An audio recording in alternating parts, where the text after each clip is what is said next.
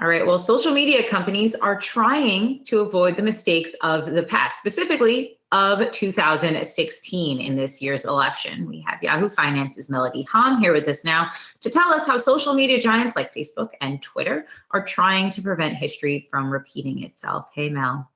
Hey, Kristen. So, of course, there will be both misinformation as well as disinformation during this campaign, as we've already seen. The former, of course, alludes to just false information in general, and the second is intentional manipulation, right? Or perhaps contesting the results that we may see trickle out throughout the evening.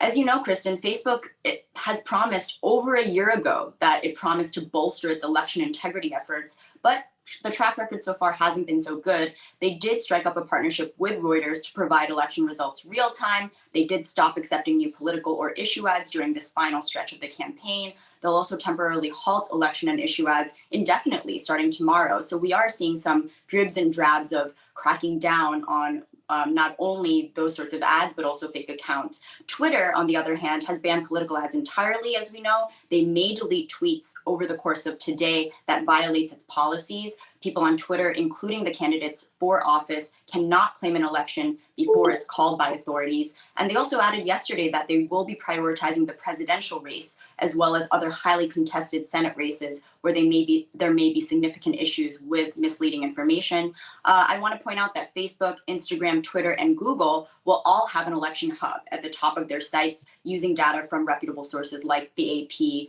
Reuters, CBS, and the like.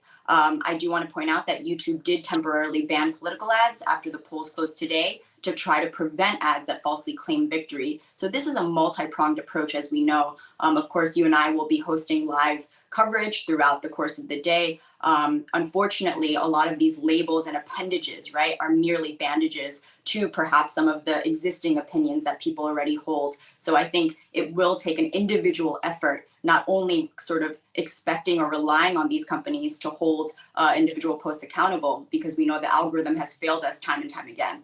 So this is a very high stakes approach. I do think one thing is clear, as James Liu alluded to, we cannot say with certainty, even by the end of this evening, where the election will go from here.